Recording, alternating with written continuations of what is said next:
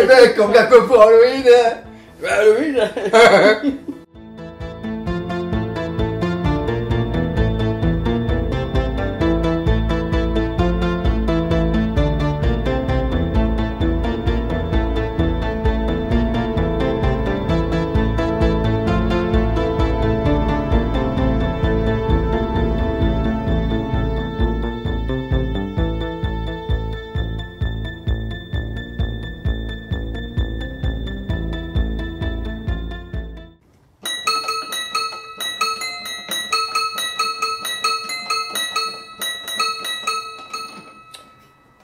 Halloween, une de nos fêtes préférées.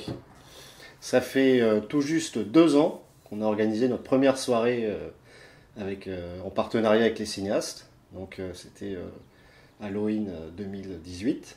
C'est ça, oui. Voilà, on avait passé Halloween de John Carpenter et sa suite de Rick Rosenthal.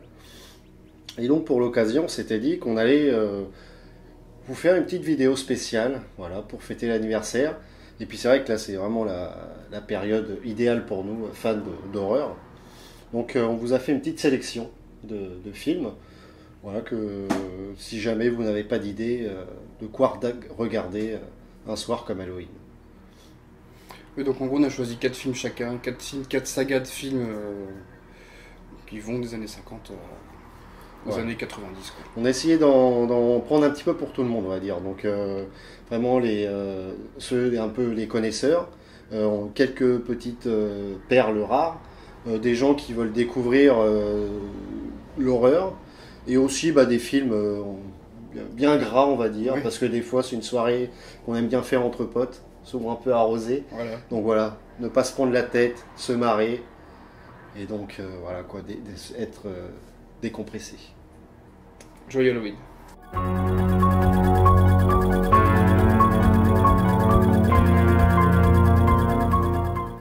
Alors la première catégorie de films dont j'avais envie de vous parler, c'était pour être directement dans le thème d'Halloween, parce que c'est un film qui se passe durant les fêtes, et qui suit, en fait c'est la suite des 2 films qu'on a passés à notre toute première soirée.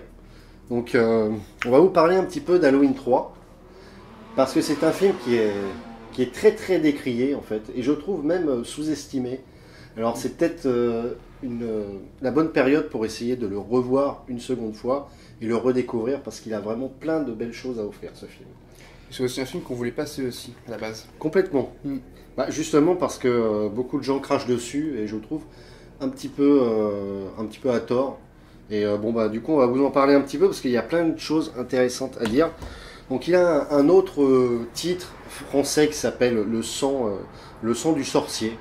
Voilà, c'est surprenant parce qu'il n'y a pas trop de sorciers dans le film, quoi.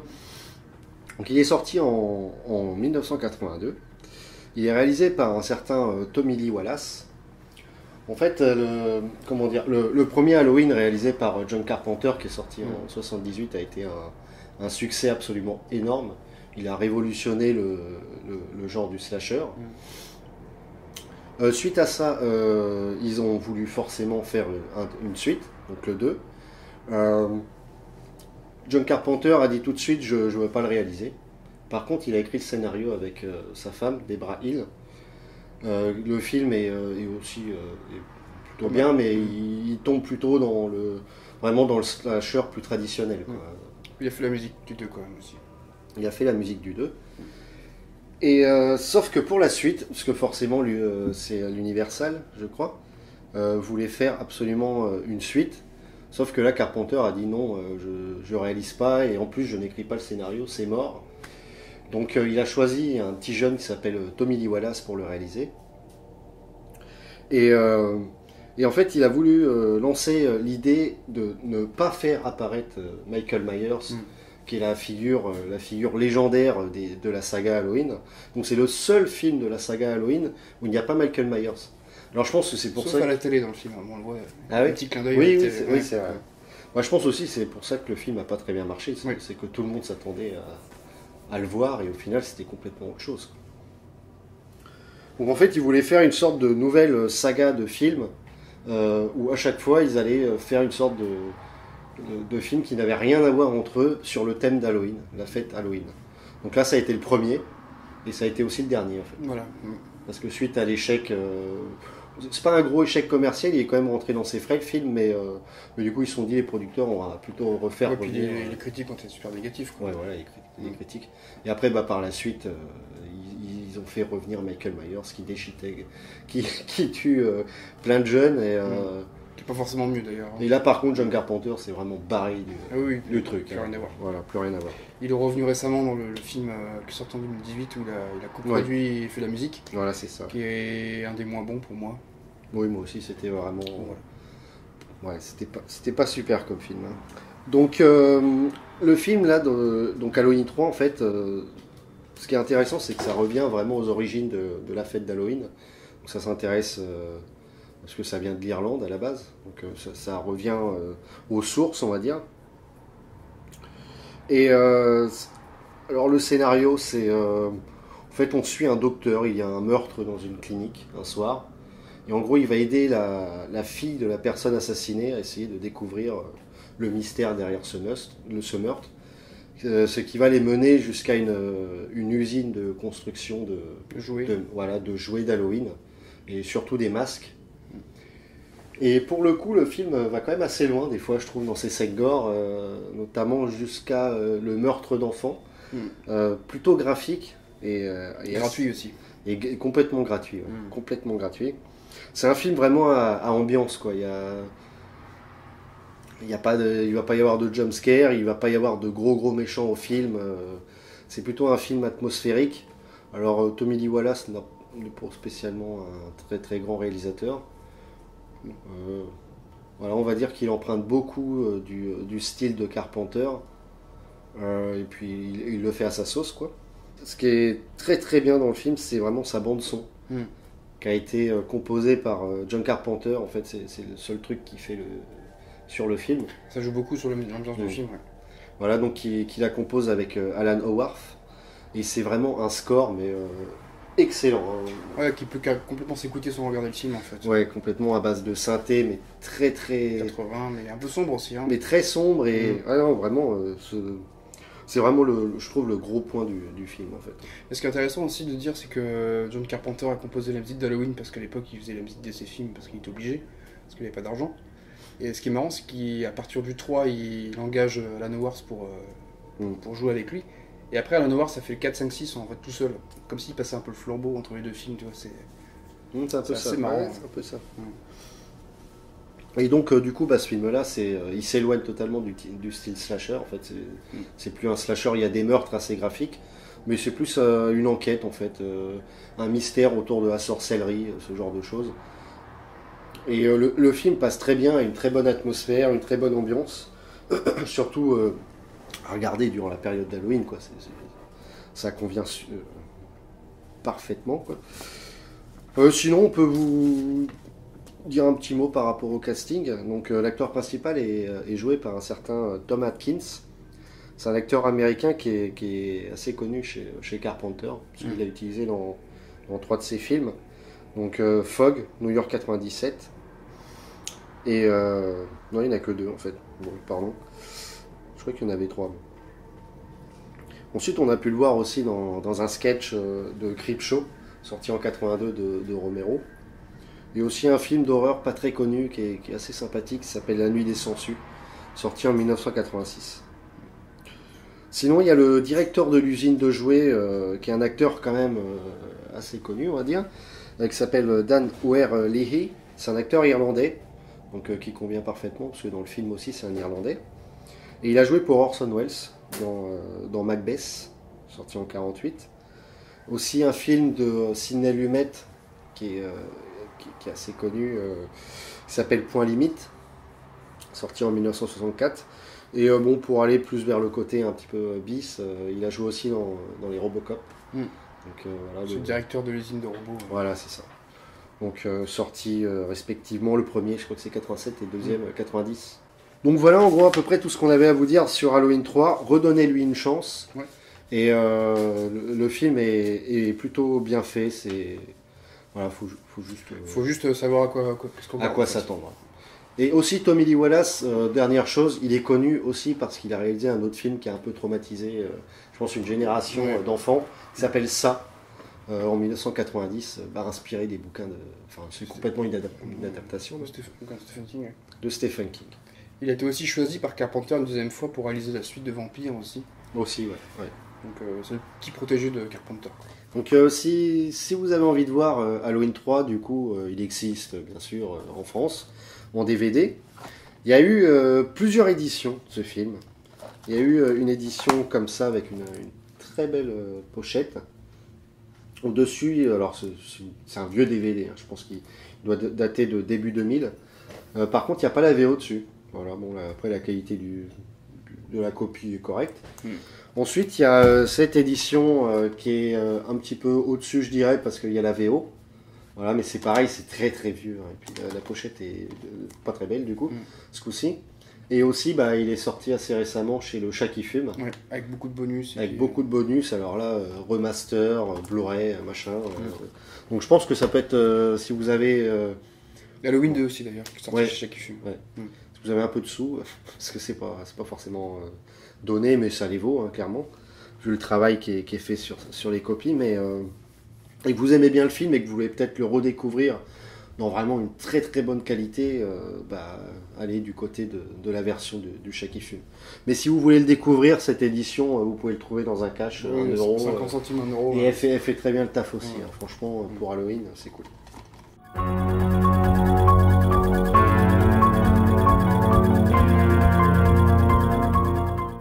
Alors du coup, moi comme film, j'ai choisi un film pas très connu, mais qui est quand même culte, qui est Pumpkinhead, donc le démon d'Halloween, qui est sorti en 88. Donc c'est un film qui a été réalisé par un certain Stan Winston.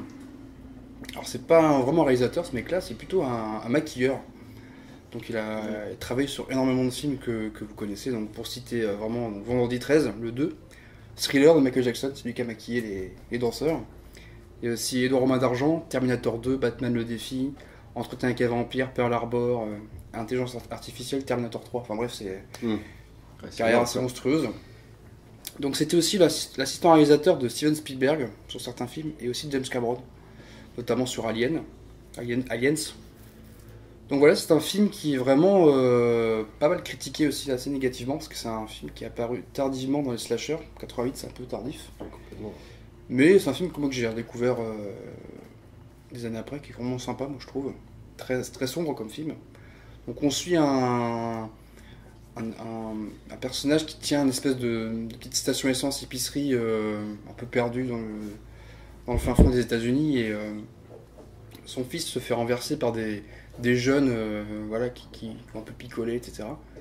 Et en fait, lui, pour se venger, il décide d'aller voir une sorcière, parce qu'il y a une légende comme quoi une sorcière peut animer un monstre qui venge la personne. Donc voilà, c'est une espèce de monstre qui se rapproche un peu d'Alien, un peu voilà. Donc c'est un film qui a eu 3 suites, qui sont sorties directement en vidéo. Donc ça annonce un petit peu que c'est pas forcément terrible. Donc Stan Winston est aussi connu pour avoir fait des effets spéciaux. Donc c'était son boulot, superviseur des effets spéciaux. Donc sur The Thing par exemple, c'est lui qui a supervisé ça. Les Ghoulies, Aliens, Predator 1 et 2, Jurassic Park, le 2 aussi, La Guerre des Mondes, etc. Donc voilà, c'est plutôt un homme d'arrière-plan, je pourrais dire, qui est vraiment derrière mais qui a fait vraiment un excellent travail. Bah oui, c'est ce qui donne la personnalité des films quand même, d'horreur, tout ce qui est maquillage et tout, les effets spéciaux, c'est ça. Donc là il est arrivé à la réalisation, c'est assez étrange. Donc la musique a été composée par un certain Richard Stone. Donc lui il a pareil, pas très connu, mais il est connu pour notre génération d'avoir fait la musique des Animaniacs. C'était des espèces de petits dessins animés produits par Spielberg dans les années 90, donc il a fait la musique, c'est assez marrant. Donc c'est un synthé vraiment très très années 80, mais avec un côté hyper bluesy, c'est une musique un peu, ça sent un peu le bayou quoi. Donc voilà. Donc au niveau du casting, on retrouve Lance Henriksen, qui est le personnage principal. C'est un des seuls films où il fait le personnage principal, c'est surtout un second couteau, cet acteur. Un acteur avec une gueule vraiment marquée, qui fait souvent les rôles de méchant quoi. Ouais, plutôt. Ouais. Donc vous l'avez vu dans Aliens, le retour justement, où il incarne Bishop, l'androïde, qui se fait découper en deux à la fin. Une scène bien dégueulasse. Ouais, c'est un de ses rôles les plus connus d'ailleurs, je pense. Ceux sont plus connus, je pense. Donc on le retrouve aussi dans Alien 3, Dans Terminator aussi, dans le premier, il fait le second du commissaire, dans le commissariat. Ouais, c'est vrai. Donc c'est un habitué de James Cameron, hein. On le retrouve aussi dans plusieurs films de James Cameron. On le retrouve dans Piranha 2, les tueurs volants, où il fait le personnage principal aussi, dans celui-là, de James Cameron. On le retrouve dans La Malédiction, le 2, donc Damien. Dans Mort au vif, de Sam Raimi. Il incarne une espèce de taré un peu aussi. Dans Deadman aussi, il fait un cowboy cannibale. Ouais. Jim Jarmusch. Donc après on le retrouve, il revient faire son propre rôle de Bishop dans Alien contre Predator. Et plus récemment, on va le voir dans Falling de Viggo Mortensen. Donc un film qui sortira bientôt là. Ah oui, ouais, qui est assez attendu. Ouais, qui est assez attendu. Et j'ai l'impression que sa performance a l'air assez exceptionnelle. Donc, ouais. Bah, je trouve que c'est un acteur, une scénariste qui a toujours manqué on lui a pas forcément donné des bons rôles et c'est une carrière qui s'est un peu essoufflée, c'est un peu dommage parce qu'il a vraiment une gueule particulière et ah oui, complètement. Enfin, c'est un acteur qui a bercé mon enfance, que vraiment c'est des films que j'adore et une gueule géniale quoi. Et d'ailleurs pour le côté un peu marrant, c'est un des seuls acteurs avec Bill Paxton à avoir été tué par un Terminator, un Alien et un Predator. Ouais, quand même. C'est assez marrant. C'est beau. Bill Paxton c'est pareil aussi, c'est le seul. Un beau palmarès. Ouais. Donc voilà, c'est un film qui est bon, c'est pas un grand film, mais c'est un film qui est plutôt sympathique, qui est très, très années 80, donc une période que j'aime beaucoup dans le cinéma. C'est un film où on passe un bon moment, c'est un film assez plaisant, quoi. Donc n'hésitez pas à le voir. Donc il est pas forcément facile à trouver. Donc il y a une édition DVD absolument dégueulasse. Il y a 3 films, donc Popping Head et puis 2 autres. Donc ça vous pouvez le trouver à 1€ dans les caches ou les choses comme ça. Et il y a aussi une édition qui est sortie un peu plus récemment avec une belle jaquette. Donc voilà. Donc, c'est un film par contre que vous trouverez qu'en VF, il n'a pas été doublé, il n'a pas de VO en France. Ah oui. Donc d'accord. Peut-être en téléchargement. Voilà.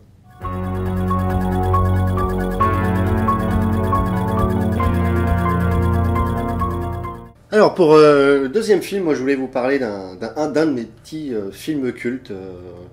Bon, j'aime pas trop le mot, mais on va dire mes petits... bon, non, je vais pas dire le mot. Mes petits plaisirs coupables. C'est un film qui s'appelle Robot Monster, qui a un petit statut culte. C'est un film réalisé par un certain Phil Tucker en 1953. Je crois que c'est un de ses premiers films. Et alors on s'éloigne un petit peu de l'horreur, là on va aller plus vers la science-fiction. Alors c'est clairement... une déclaration d'amour, on va dire, ce film, au drive-in en fait, de l'époque, où les jeunes couples allaient regarder des films dans leur voiture, en extérieur, sauf qu'ils regardaient pas tellement le film, ils pensaient plutôt à se bécoter. Bah, c'est un peu ce genre de film qu'on peut trouver sur l'écran à cette période. Le film a été un échec, un énorme échec. Même à l'époque, tout le monde trouvait ça hyper ringard. Le costume de la créature est fantastique, quoi. C'est une sorte de... Enfin, c'est un gorille, en fait, un costume de gorille. Sauf que pour faire science-fiction, ils se sont dit, allez, quand même, on va mettre un scaphandre sur la tête. Et du coup, ça donne un truc... ça donne un truc plutôt risible. C'est un film post-apocalyptique, quand même. Voilà, il y a une sorte de guerre nucléaire sur la Terre. Le film aussi n'a pas peur de démarrer son film par des énormes stock shots de dinosaures qui se battent entre eux. Et donc ces stock shots, ils sont tirés de Tumak, Fils de la jungle, un film qui date de 1940. Oui, parce qu'il utilise à plusieurs films. Il en chope un peu partout, le Phil Tucker. Lost Continent de 1951 et Destination Mars de la même année, 1951. Donc... l'acteur derrière la créature, c'est un dénommé George Barrow. En fait, il a été pris dans ce rôle parce qu'il avait l'habitude de jouer des gorilles au cinéma. Voilà, dans plusieurs films. Du coup, ils se sont dit que c'était un habitué à porter le costume et qu'il allait pouvoir se mouvoir comme un singe, on va dire. Donc, clairement, le budget est microscopique. Hein, voilà, il n'y a rien en fait dans le film, mais pourtant tout est maladroit, mais tout est si généreux en fait qu'on passe un moment formidable en regardant ce film. Un côté un peu Ed Wood quoi. Complètement. Beaucoup l'ont comparé justement à Plan 9 from Outer Space de Ed Wood en disant que c'était les deux pires films de l'histoire du cinéma. Bon, je suis pas C'est un peu dur, Ouais, je trouve que c'est un peu dur. Quand on voit les merdes qu'on fait aujourd'hui par moment, bon, je préfère largement mater Robot Monster en boucle, je pense. Il y a Stephen King aussi qui a dit que c'était un gros fan du film. Voilà, il disait que c'était génialement ridicule. Je crois qu'il a dit une phrase comme ça. On peut citer quand même un truc assez que j'ai appris aujourd'hui. C'est le gars qui a fait la musique. C'est un grand nom quand même de la musique de film qui s'appelle Elmer Bernstein. Il a fait mais la bande son de plus de 100 ou 200 films, je sais pas. Et on peut citer parmi ceux-là Les 7 mercenaires de Sturges, Du silence et des ombres, un film avec Gregory Peck qui est un drame, un drame judiciaire. La grande évasion aussi de Sturges. Et puis là, je sais pas pourquoi, en 53, il finit à faire la musique de ce film-là, quoi. Voilà, je vous le conseille, c'est vraiment en plus, le film ne dure qu'1h06. Alors c'est ça l'avantage, c'est que vous pouvez regarder ça en soirée. Vous pouvez même pas trop regarder les dialogues, vous marrez entre vous, ça passe super bien. C'est fun comme pas possible. Et ça a un cachet années 50 qui est unique, quoi. Il y a une petite anecdote aussi sur le réalisateur, parce qu'il a continué un petit peu le cinéma après Robot Monster, malgré l'échec énorme. Sauf qu'il a fait une tentative de suicide, en fait, voyant que tout le monde, disant que c'était la pire merde qu'il avait faite. Et bon, voilà, c'est un peu triste, mais il a survécu, hein, c'était qu'une tentative. Et donc voilà, sinon au niveau de l'édition, alors moi j'ai chopé une édition espagnole, parce qu'il n'est pas édité en France, qui est plutôt belle, hein, je trouve, hein, franchement. Il y a la VO et il y a les sous-titres français, donc c'est plutôt cool. Mais si vous voulez, il est chaud, vous pouvez le trouver sur YouTube, gratos. Je sais pas s'il y a les sous-titres, mais franchement, pour ce que ça parle et ce qu'il y a à comprendre, ça passe très bien, quoi.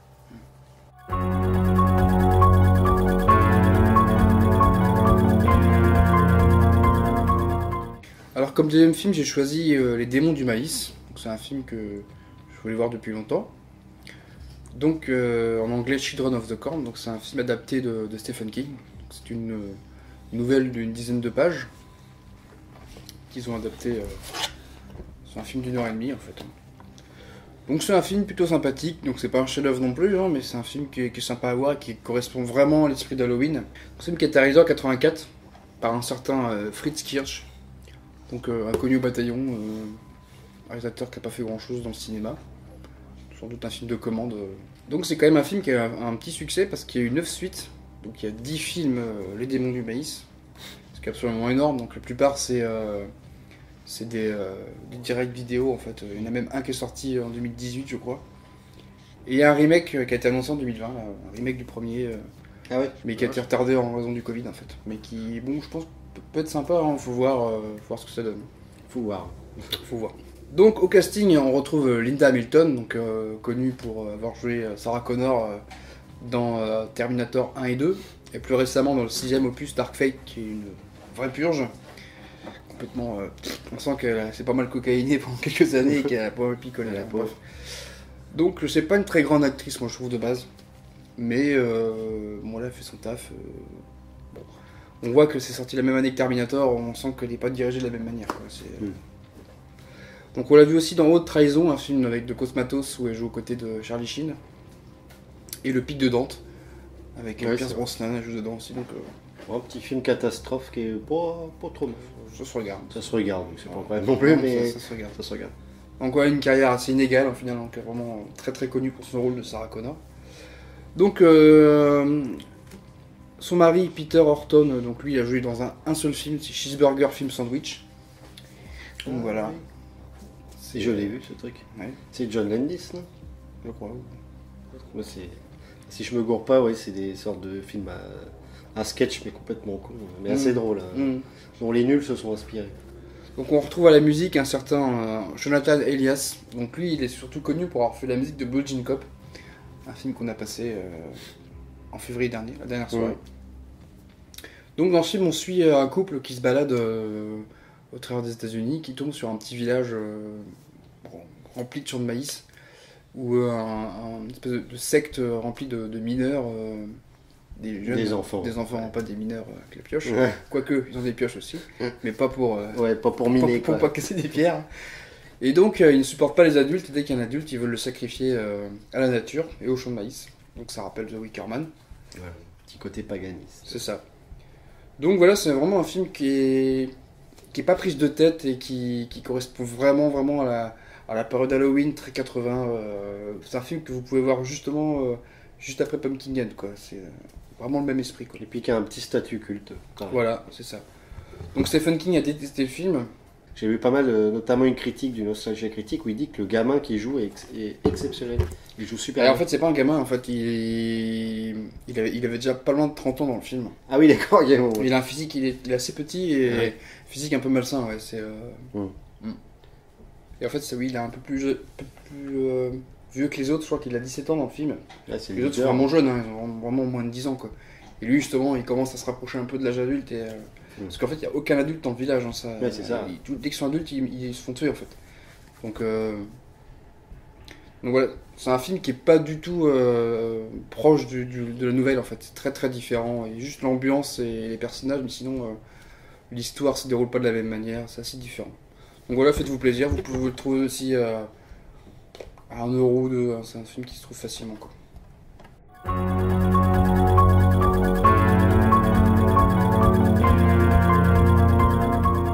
Donc ensuite, je voulais vous parler d'une comédie horrifique qui n'est vraiment pas très connue, qui s'appelle My Name is Bruce. Alors c'est un peu un fan film en fait, en quelque sorte. Alors pour remettre dans le contexte, Bruce Campbell, c'est un acteur américain qui est assez culte aux États-Unis et qui est surtout connu en fait pour avoir joué dans la saga Evil Dead de son pote Sam Raimi, où il incarne un personnage qui s'appelle Ash. Voilà, donc un mec avec un fusil et une tronçonneuse, quoi, sur la place de la main. Et en fait, tout le film tourne autour de ça, car le scénario du film, en fait, c'est des villageois apeurés par une créature qui terrorise tout le monde. Dans le village, il y a une sorte de gothique, un jeune gothique hyper fan de Ash, en fait. Mm. Et donc, il est persuadé que Bruce Campbell, dans la vraie vie, c'est Ash, quoi. Donc, il le kidnappe et lui dit: ah, viens, absolument, faut que tu nous libères de ce monstre de merde. Et du coup, le film est très très méta parce que forcément, c'est Bruce Campbell. Lui, il dit: mais qu'est-ce que vous voulez et tout. Moi, je suis juste un vieux poltron et tout le monde le prend pour Ash. Et au fur et à mesure du film, il prend un peu de courage et puis il devient un peu badass et il décide d'aller affronter le monstre. Alors Bruce Campbell, il est surtout connu pour sa carrière d'acteur, mais du coup, il réalise ce film en fait. C'est lui qui le réalise. Il est sorti en 2008, du coup. C'est son deuxième film qu'il réalise. Enfin, on va dire troisième parce qu'il a réalisé, je crois, en 2002 ou 2003, un documentaire sur lui. Parce que c'est Ash et Bruce Campbell, vraiment dans les salons de fans, c'est énorme, quoi. Il a énormément de fans aux États-Unis et un peu partout dans le monde. Et ensuite, en 2005, il réalise un film qui s'appelle Man with the Screaming Brain, qui est un film plutôt sympathique, et donc là, c'est le dernier qu'il a réalisé. Alors, le film, forcément, marche sur de l'humour, sur de l'autodérision, et beaucoup de blagues très très lourdingues. Pour ceux qui connaissent la série qui a été faite, comment elle s'appelle? Ash versus Evil Dead. Evil Dead, c'est ça? Ça. Qui est plutôt sympathique comme série, qui est légère, avec des moments gore assez sympathiques. Et ben là, dans l'ambiance, dans les blagues, c'est très inspiré de ça en fait, clairement. Sinon, c'est vraiment un film fait pour, comme je disais, un film de fanboy, quoi, qui est fait pour les fans de Bruce Campbell. Parce que là, c'est le Bruce Campbell Show, quoi, en fait. Mais en gros, voilà, je vous conseille, si vous êtes fan de la série Evil Dead et que vous connaissez pas ça, parce que il a une carrière en vidéo, mais il est sorti que dans un seul cinéma aux États-Unis, en fait. Donc, c'est un film qui est pas connu. Par contre, il n'y a pas du tout de gore dans le film. C'est absolument pas effrayant non plus.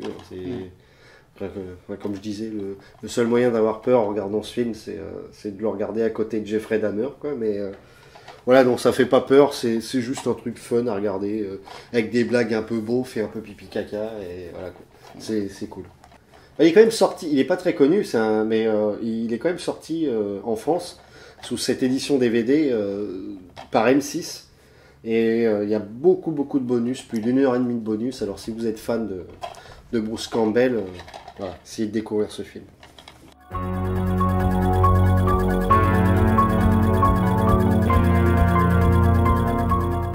Alors pour mon troisième film, j'ai choisi aussi un film que j'ai voulu beaucoup voir et qui m'a été assez dur parce que c'est un film qui est assez dur à trouver.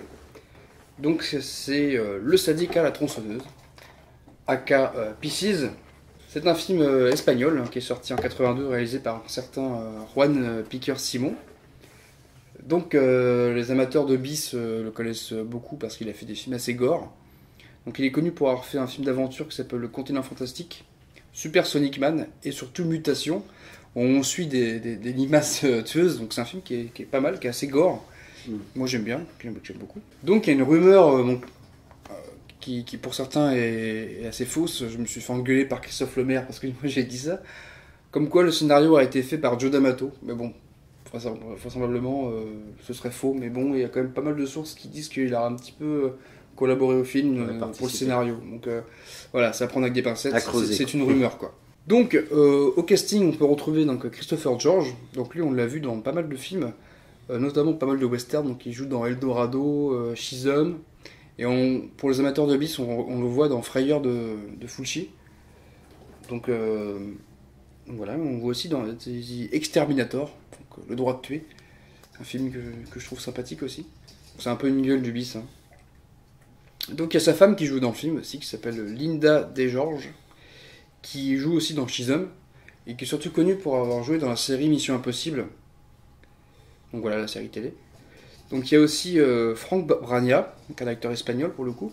Alors, donc lui, il a joué dans énormément de westerns, c'est un truc de malade. Franchement, quasiment tous les Sergio Leone, donc Le Bon, la Beauté et le Truand, Pour quelques dollars de plus. C'était une fois dans l'Ouest, beaucoup de westerns italiens aussi. Et on le retrouve dans le film de Gérard Houry, La folie des grandeurs. Donc là, c'est un peu bon, voilà.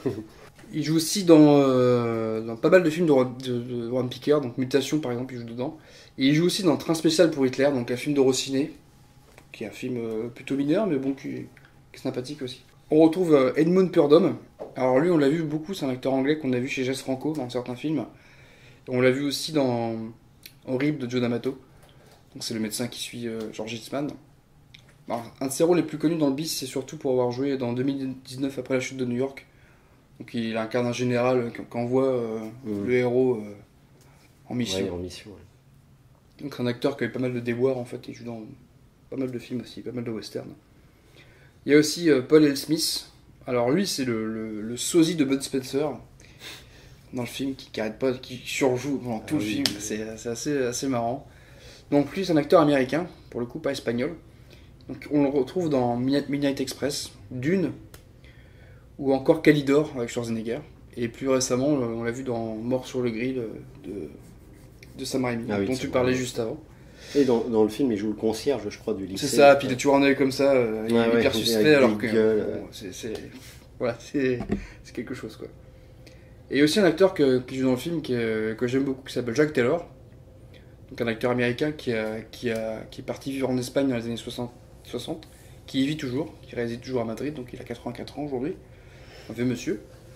Donc il a joué dans plus d'une vingtaine de films de Jess Franco. C'était un ami proche de Jess Franco, un très très proche collaborateur. Donc il a joué dans pas mal de films fin 60, début 70, jusqu'à la fin des années 70 où après il a arrêté. Donc on l'a vu aussi dans d'autres films espagnols de Armando de Osorio, notamment ses films sur les Templiers. Ouais. Après on l'a vu dans Conan le Barbare, parce qu'il y a certaines scènes qui ont été faites en Espagne, donc on voit un moment où il parle à Schwarzenegger, c'est une scène qui dure 20 secondes, quoi, c'est très rapide. Et plus récemment, on l'a vu dans La 9ème porte de Polanski. Donc voilà, il fait un des trois personnages qui détiennent le livre et finit assassiné du coup. Donc voilà, c'est un film, donc c'est un slasher. J'ai choisi que des slashers pour ce soir. C'est un slasher mais qui est vraiment gore. Oui. Bien crado, qui est assez décomplexé, on se marre bien, je trouve. Ça en fait pas trop des caisses non plus. Enfin, c'est un film plutôt plaisant. Oui. C'est assez cool à regarder entre potes avec une bonne Oui. pizza et quelques bières, ça passe très très Voilà, bien. le film lance plein de pistes, à chaque fois on se dit ah c'est lui le tueur, ah c'est lui le tueur. Oui, c'est pas trop simple, je trouve. À la fin, voilà, le tueur, il est pas forcément. C'est pas trop mal. D'ailleurs il y a une très bonne scène, je trouve, bon, inspirée d'Halloween, où il y a un enfant qui fait un massacre en fait. La scène est assez gore et assez marquante. Et du coup en fait on imagine que l'enfant grandit et c'est lui qui continue à tuer quoi. C'est ça. Mm. Mais ouais, découvrez ce film, il est très sympa. Donc, du niveau édition, il y a eu une VHS en France à l'époque, donc qui s'appelait Le Syndicat à la tronçonneuse, où sur la jaquette on voyait Leatherface de Massacre à la tronçonneuse, Ouais. donc là complètement mensonger. Enfin, c'était. Ouais. Donc voilà. Donc, Non parce qu'il n'y a pas beaucoup de comparaisons en plus. ah bah non, pas du tout en fait, ça n'a rien à voir. Ça se rapproche plus d'Halloween ou d'un Vendredi 13 plutôt que de complètement. Massacre à la tronçonneuse. Donc chez nous, il a été édité sous le nom de Pieces, chez Uncut Movie. Donc il y a la version française, la version anglaise et la version espagnole. Alors c'est un DVD qui commence à être un petit peu rare maintenant, il n'y a eu que 1000 exemplaires. Donc pour le trouver, il faut mettre un petit peu de prix quand même. Vous ne l'aurez pas à moins de 30 euros quoi. Ouais. Voilà. Mais bon, c'est un film qui. Moi je l'ai, je suis content. Voilà. Donc voilà, c'est un film que vous pourrez trouver sur internet, je pense, et passer une bonne soirée entre copains.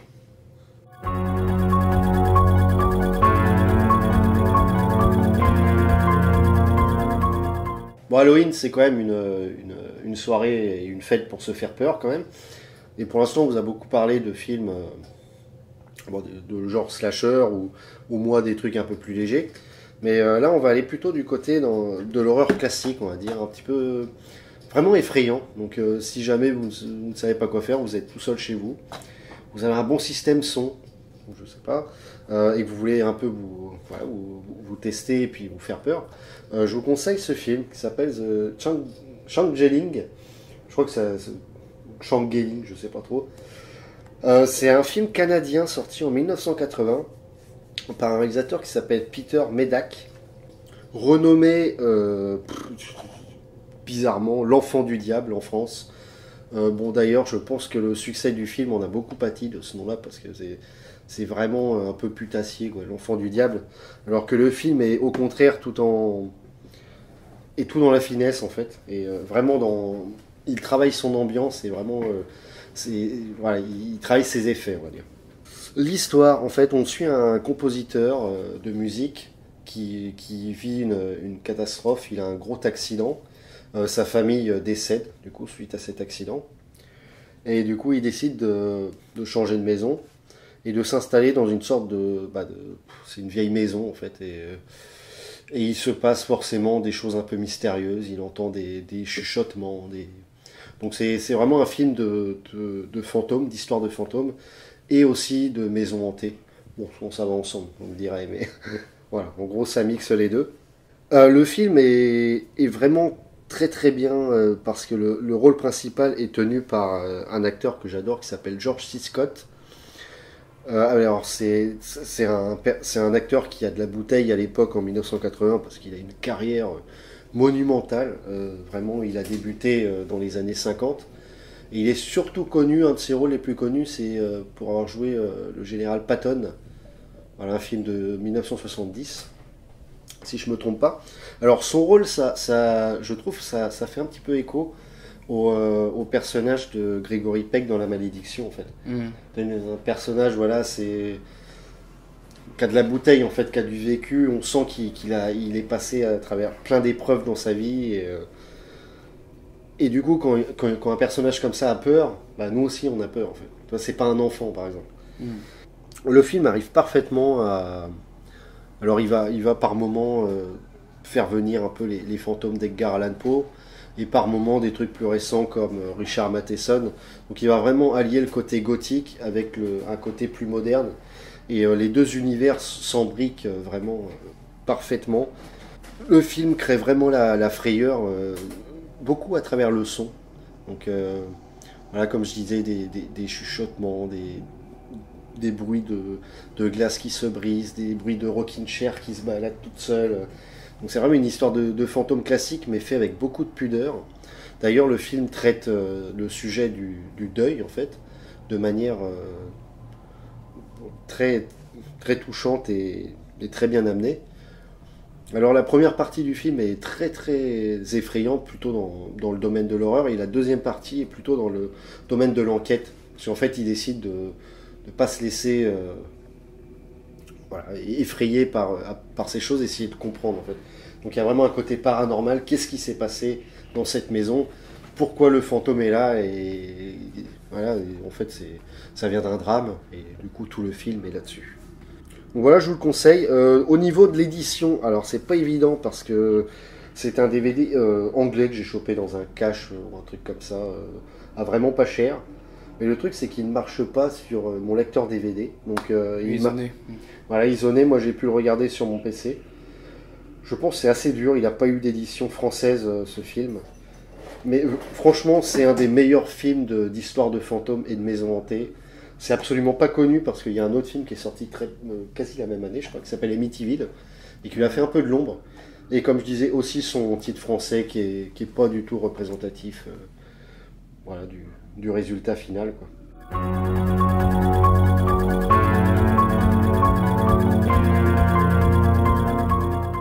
Alors du coup, pour mon quatrième choix, j'ai pas choisi un film, mais une saga entière. Donc c'est la fameuse saga des Vendredi 13. Parce que souvent les gens connaissent le premier ou le deuxième, mais il y a quand même pas mal de films et il y a des choses bien, des choses moins bien, mais c'est quand même intéressant de tous les voir, je trouve. Donc le premier est un très bon film, un très bon slasher, encore une fois, je reste dans les slashers, qui est un film sorti en 1980, réalisé par Sean S. Cunningham, donc, qui est aussi producteur, qui a produit Dans la maison sur la gauche de Wes Craven. Donc c'est un film qui a eu un grand succès, parce que ça a engendré énormément de suites. Il y a eu quand même 12 films Vendredi 13 en tout. C'est quand même énorme, je trouve. Bah oui, c'est énorme. C'est monstrueux. Et tu comptes les remakes avec ça? Je compte les remakes, je compte tout en fait. Ouais. Les remakes, les machins, Jason compte. Ouais, je compte tout. Ouais. Donc voilà. Donc pareil, là c'est des films niveau décomplexés, notamment sur les suites qu'on en parlera après. Des films très intéressants à voir à Halloween, parce que c'est vraiment des films où on n'a pas forcément besoin de prêter attention énormément au scénario ni au dialogue. Des films à regarder de préférence en VF parce que les doublages sont assez croustillants parfois. Bon, c'est des films que j'aime beaucoup et qui ont vachement bercé mon adolescence. À part le premier qui est quand même sérieux, je trouve. Le premier est très sérieux, donc c'est un ancien acteur qui s'appelle Kevin Bacon, que tout le monde connaît. Donc c'est un film voilà, qui a bien marché. Donc Sean S. Cunningham n'a pas fait de suite, donc lui après il y a eu 2 suites. Le tueur du vendredi, donc c'est le deuxième, qui a été réalisé par un certain Steve Miner. Donc c'est un film qui est un peu plus pauvre, je trouve, qui fait plus bis pour le coup, celui-là, où on voit apparaître le célèbre auteur Jason Voorhees, parce que dans le premier on le voit pas. On en parle un petit peu, mais donc là on le voit arriver. Donc celui-là est moins fun, en tout cas. Il faudra attendre le troisième pour moi pour vraiment rentrer dans le côté fun. Jusqu'au moment où il commence à avoir son masque de hockey. Donc, le tueur du vendredi 2, vendredi 13-3, donc c'est un peu le bordel au niveau du nom. Donc là, ça a commencé un de mes préférés, celui-là pour moi. Donc c'est vraiment celui où il trouve son masque de hockey. Les jeunes sont absolument stupides, franchement on attend qu'une chose, c'est qu'ils meurent. C'est complètement... D'ailleurs renommé Meurtre en 3 dimensions, oui, c'est ça, parce que c'est un film 3D. C'est ça. Alors d'ailleurs, quand on le regarde pas en 3D, c'est un peu inutile, mais du coup, il y a beaucoup de plans, notamment une flèche qui arrive vers l'écran. Mais les meurtres sont assez cool, hein, quand même. Ouais, c'est ça, puis c'est vraiment le côté... Jason Voorhees, c'est une espèce d'handicapé mental complètement taré, qui pour le coup, à l'époque, est encore un peu... c'est un être humain en fait, et au fur et à mesure des chapitres du film, de la saga, ça devient un peu. Et puis c'est à partir de celui-là qu'il devient vraiment un personnage. Ouais, et puis là il devient avec son masque d'hockey qu'il a enregistré, mais il faut attendre quand même le troisième film, quoi. C'est assez. C'est marrant. C'est assez étonnant. Donc après il y a eu Vendredi 13, chapitre final. Je veux te dire. C'était pas le final. Non plus. Donc c'est un film qui est très sympa aussi, celui-là. Pareil, qui est assez fun, et le personnage principal est joué par le gamin, j'oublie son nom, qui joue dans les Goonies et puis les Gremlins, le jeune. Et c'est un très bon film. Alors, quand on voit les 4 premiers, je trouve que c'est vraiment très bonne saga. Bon, évidemment, vu que ça marchait bien et que c'était un film qui représente énormément les années 80 et puis l'époque énorme des slashers avec tout ce qui était les Griffes de la Nuit et puis Halloween. Bon, ils se sont dit tiens, on va en faire un cinquième. Donc je ne l'ai pas en DVD parce qu'il est dur à trouver. Le cinquième est sans doute un des plus gore. Il y a une espèce de twist aussi parce qu'on retrouve le personnage joué par l'enfant dans le 4 qui revient dans ce film. Mais il y a des côtés un peu bizarres autour de Jason, donc il faut le voir ce film parce que sinon je spoil complètement l'histoire. Donc voilà. Alors là, le sixième, Jason le mort-vivant, donc déjà le titre annonce un peu la couleur du truc. Donc là on suit encore le personnage qui est dans le 4 et dans le 5. Et lui, alors là, un personnage complètement stupide qui dit tiens, Jason ça fait 20 ans qu'il est mort et enterré, je vais aller voir s'il est vraiment mort quoi. Alors, déjà le twist du film, déjà, stupide. Et en fait, une nuit d'orage, il lui plante une croix métal dans le cœur et la foudre attaque la croix et ça le réveille. C'est formidable. Donc là c'est bon. Là c'est vraiment... Ça dépasse les limites de la connerie. C'est ça. Et c'est à partir de cette période-là que vraiment je trouve les films sympas pour Halloween parce que c'est vraiment complètement décomplexé, voilà, c'est marrant et ça se prend pas du tout au sérieux en plus. Hein. Vraiment là, c'est juste voir qui va mourir en premier quoi. C'est fun quoi. C'est complètement fun. Alice Cooper fait la musique du film. Enfin bref, c'est vraiment 13 années 80, c'est vraiment cool. Donc évidemment le film a pas trop mal marché non plus. Donc ils ont enchaîné avec un septième. Vendredi 13, le nouveau défi. Alors celui-là, il est un peu moins fun. Là, pour le coup, moi, je commence un peu à lâcher parce que c'est... On suit une jeune fille qui a des pouvoirs télékinésiques et tout. Là, ça se part un peu en cacahuète. Ouais. Bon, par contre, on voit une scène à la fin où Jason a son masque massacré, on voit son vrai visage en dessous qui est complètement pourri, une espèce de zombie un peu. C'est assez sympa ce côté-là. Et on arrive à un de mes préférés. Donc, vendredi 13-8, l'ultime retour. Jason takes Manhattan, donc là Jason quitte Salt Lake City pour aller vers New York. Donc tout le film se passe dans un bateau où il détruit des adolescents les uns après les autres dans des morts mais complètement... Moi, une mort que j'adore, on suit une petite glameuse qui fait du hard rock complètement narcissique et il lui plante la guitare dans la tronche. C'est vraiment complètement...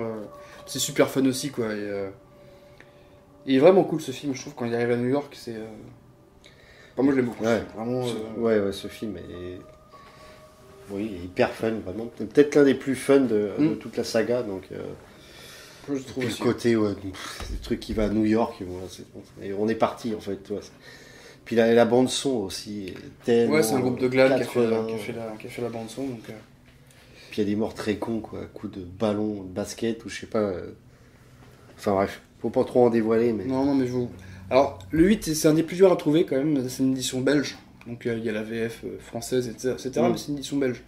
Donc, récemment, ils ont fait un coffret, là, qui est sorti il y a peut-être 1 ou 2 ans, où ils regroupent les 10 films, je crois. Donc, assez cher, par contre, je trouve. Et puis, chaque DVD, c'est juste du blanc avec des écritures en son. Donc, c'est vraiment simpliste, c'est pas... Ah oui. Bref. Donc, après, ils en ont fait un 9ème. Alors là, qui est vraiment, mais je trouve, le pire. C'est Jason va en enfer. Ah oui, une bouse monstrueuse, c'est vraiment un très très mauvais film, vraiment, je vous conseille même pas de le voir parce que c'est vraiment très très mauvais. Donc à la fin du film, Jason meurt, va en enfer, et on voit la main de Freddy qui l'agrippe et qui le tire vers le bas. Donc ce qui a donné une suite après qui s'appelle Jason, Freddy contre Jason. Bon pareil, qui est pas un très grand film, mais limite qui peut se regarder presque Halloween aussi, un peu, voilà, entre potes, ça passe quoi, c'est pas un chef-d'œuvre. Hein. Donc ils enchaînent après avec un autre film encore, Jason X pour 10e film, où Jason va dans l'espace. Donc là ça part bien en cacahuète aussi quand même, dès le début, c'est bon. Mais c'est pas le pire non plus, je trouve, des films. Puis toute la com du film, enfin c'est pas que toute la com, mais ils mettent en gros avec David Cronenberg. Oui, en fait on le voit quoi, 2 minutes. Oui, il a un petit rôle. Il se fait tuer dans la scène d'intro en fait. Oui, c'est ça. Bon, voilà. C'est un petit rôle, voilà. Donc plus récemment, je crois que c'est en 2009, il y a un remake.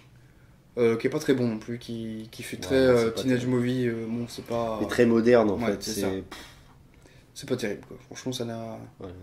Il y a eu des jeux vidéo aussi, donc voilà. Donc voilà, c'est des films qui sont très intéressants à regarder, qui sont pas prises de tête du tout et qui sont très plaisants à regarder.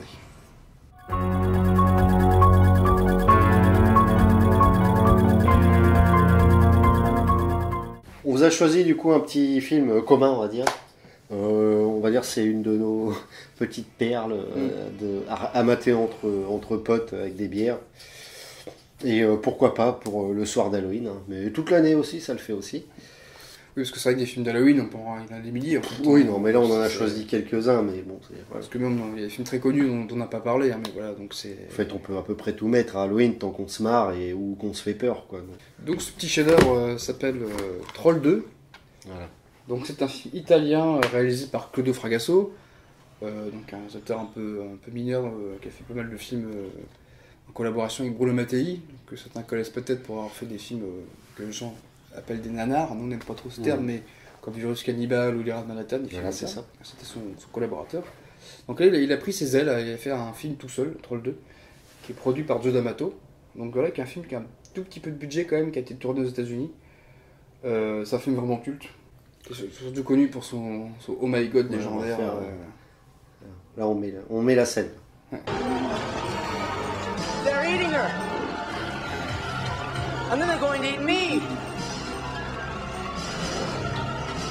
Oh my God!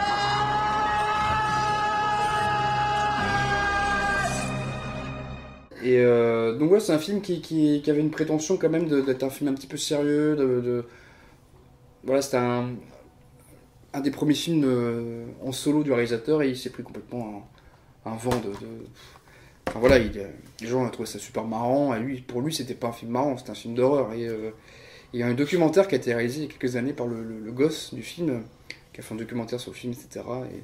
Et on voit dans le documentaire Claudio Fragasso au premier rang qui fait la gueule pendant tout le film parce que tout le monde se marre pendant tout le film. Parce que le film est devenu hyper culte aux États-Unis. Enfin voilà, une sorte de midnight movie, mais récent, quoi. Parce que le film est 90, je crois, donc... Mais c'est un film où on s'ennuie pas du tout et qui est vraiment pour le coup très très très fun. Donc oui, c'est après qu'est-ce qu'on peut dire de plus, c'est les trolls, c'est des costumes qui sont assez incroyables quand même, Ouais. qui sont créés quand même par Laura Gemser. Laura Gemser, c'est surtout une actrice. C'était la muse de Joe D'Amato, quoi. Voilà, qui a beaucoup tourné avec ce réalisateur. Black Emmanuel, quoi. Voilà, c'est ça. Et donc là, elle s'occupe de faire des costumes. Mais putain, il faut les voir les costumes. Hein. Bah, souvent, ils se débrouillent pour formidable. mettre les mieux au premier plan et puis les moins bien. Ouais. Mais bon, c'est vrai que cette fois, c'est. À regarder en VF. Enfin, Ouais. sauf pour la séquence Oh My God quand même, qui est mortelle en VO Ouais. et qui est moins bonne en français. Mais sinon, tout le reste, c'est que de la réplique culte.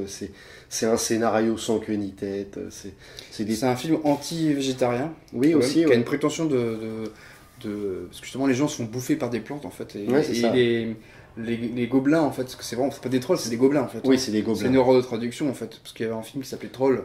Ils Oui. ont voulu marcher en plan Troll 2. Et en fait, les gobelins transforment les humains en plantes pour les bouffer, en fait. C'est ça. C'est assez marrant, en fait. Déjà, rien que le scénario, ça partait mal, en fait, déjà. Non, déjà, oui. Donc, côté édition, donc, il y a une édition française qui est super belle, comme ça. Alors là, qui est très très dur à trouver. Pareil, ça peut monter à une cinquantaine d'euros pour trouver, quoi. Ouais. Il est assez rare. C'est trop Mais cher. vous pouvez le trouver sur internet. Il y a aussi un Blu-ray américain, mais bon, voilà, il n'y aura que la VO. Puis peut-être au détour d'un cash, si vous avez de la chance. Peut-être. À 3 euros.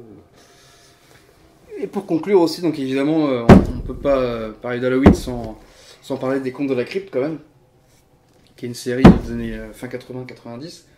Bon, voilà, évidemment, Halloween, c'est forcément le sujet, parce qu'on suit une marionnette qui, à chaque épisode, chaque sketch, annonce une histoire en fait. Donc ça parle, ça à la base c'est Creepshow, c'est des vieilles histoires des années 60, je crois. Oui, je crois que c'est des Tales from the BD Crypt. en fait. Ouais, à la BD, base. puis après c'est devenu des animés, des choses comme ça. Donc là vous avez 13 DVD, donc sur chaque DVD il y a 3 épisodes. Donc c'est un coffret de début 2000 qui était complètement mensonger parce que il disait que vous avez l'intégrale, enfin c'est faux parce que l'intégrale n'existe qu'en VHS et sur YouTube gratuitement d'ailleurs, pour vous faire plaisir. Donc là ça représente environ à peine un tiers de la série en fait, ce coffret. Oui, c'est un ça. petit peu dur à trouver, toi t'as eu de la chance, tu l'as trouvé vraiment pas cher. Ouais, Chez Maëlys, Maëlys, je neuf. crois, donc ouais. Sous blister. Souvent ouais, allez, 50 euros quoi, Mm. à peu près. Et à chaque fois, ils se font plaisir, à chaque épisode, d'inviter un peu des stars, en fait. Même pour les réals en fait, hein, des fois. Voilà, aussi pour les rêves. Mm. Donc dans les acteurs, on peut... bah là, je vois Timothy Dalton, Whoopi Goldberg. Oui. Il y a qui d'autre Il y a pas Steve Buscemi aussi. Steve Buscemi, oui, puis au niveau des réals aussi, il y a Schwarzenegger qui a réalisé, Tom Hanks, Mm. Toby Hooper aussi qui en a fait un génial. Il y a aussi Tim Curry, au niveau des acteurs aussi, Oui, qui, aussi, qui a fait un des meilleurs épisodes d'ailleurs, assez frais, Ouais, où il joue plusieurs rôles. qui est assez génial. Enfin bref, là pour le coup c'est vraiment fun et bon c'est culte, hein. Vraiment là vous pouvez pas passer. Oui, voilà, côté. si vous avez un peu la flemme de vous mettre par exemple un film entier, parce que des fois, bon, 1h30, faut qu'on n'est pas trop dans le mood, mais là, c'est des petits épisodes qui durent 20 minutes. 20 minutes, c'est ça. Mm. Donc, ça peut être clairement aussi le moyen de passer un bon Halloween. Puis c'est bien fun.